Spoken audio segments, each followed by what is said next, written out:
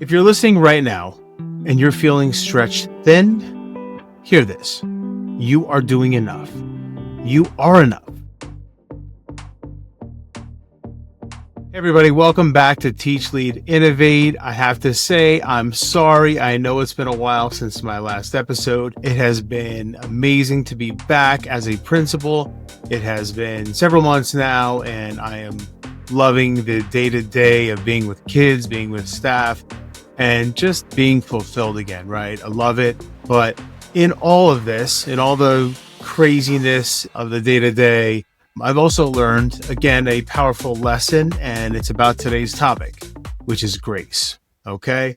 So let's dive in, and I want to mold today's episode, and I'm thinking about doing this for future episodes around a specific question that I think is timely and that is relevant to educators today. So today's question is, what does it really mean to give yourself grace as an educator in a profession that never slows down? And let's be honest, it does not slow down. So that's our question for today. Let's be honest, this job never stops. Emails don't stop, data doesn't stop, and the expectations never stop either. And yet, neither does our heart.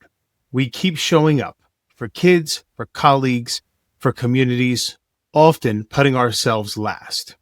But here's something I've come to realize. We talk all the time about giving students grace, but we rarely extend that same compassion to ourselves. At least I can speak for myself. I don't always do that. And that bothers me to a certain extent. Back in 2003, Kristen Neff introduced the concept of self-compassion, being kind to yourself in moments of struggle, recognizing that imperfection is part of the shared human experience. And she found that when people show themselves the same understanding they offer others, their resilience actually grows. And that's something teachers need to hear, because as educators, we are constantly measuring our worth against an impossible standard of doing it all. And here's where giving ourselves grace begins. It's not about lowering expectations. It's about releasing perfection. It's about reminding ourselves that we are human and not machines built for deadlines and deliverables. And as Christina Maslach and Michael Leiter explained in their 2016 research on burnout, teachers often equate exhaustion with effectiveness, as if being worn out proves that we're committed. Let's be honest, sometimes we think that, right? Even unknowingly. But real commitment isn't measured by how tired we are. And giving yourself grace means recognizing that growth happens in seasons. Some days you sprint, some days you walk, and both are okay, right? There are days I've stared at a to-do list a mile long and thought, there's no way I can do all this. And on those days, I have to remind myself that I don't have to do it all. I just have to do what matters most and do it with all of my heart. Like, those tasks are going to get done, but I've got to prioritize. But in that prioritization, I can't lose myself. I can't burn myself out day after day after day after day. I am guilty of having done that in the past, as we all are, right? But it's coming to an understanding that that is not how we should proceed forward as educators. So what might grace look like in practice? I just think it's a big word, but what does it actually mean in practicing that? Maybe it means taking that personal day when you need it without guilt.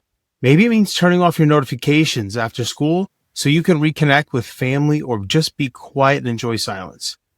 Maybe it's celebrating one small win instead of focusing on what's undone. And maybe it's letting good enough be good enough for today.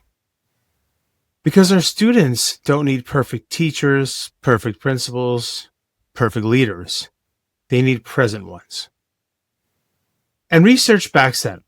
Patricia Jennings and Mark Greenberg, in their 2009 pro-social classroom model, found that when teachers are emotionally balanced and compassionate towards themselves, classroom relationships improve, and so do student outcomes. And that's powerful. And more recently, Robert Roser and Kimberly Schoner-Rickel found that mindfulness and self-compassion training for teachers not only reduce stress, but also increased a sense of purpose and teaching efficacy. And it's proof that grace isn't just good for us, it's good for our students. And finally, that ties perfectly to Barbara Dreer's 2023 review on teacher well-being. She concluded that teachers' wellness directly influences student motivation, behavior, and even achievement. In other words, the way we treat ourselves shapes the way our students experience school. So grace isn't selfish, everybody. It's strategic. If you're listening right now and you're feeling stretched thin, hear this. You are doing enough. You are enough. The work you do even on the messy days, the tired days, the I'm just surviving days, it matters more than you know. And as we step back into this season of Teach, Lead, Innovate, that's the heartbeat. That's the heartbeat. Lead with love, grow with grace, and remember that innovation includes renewing yourself. All right, everybody, I'm Dave Walker. I want to thank you for tuning in. And as always, I want you to stay inspired. I want you to stay positive and have the best day ever.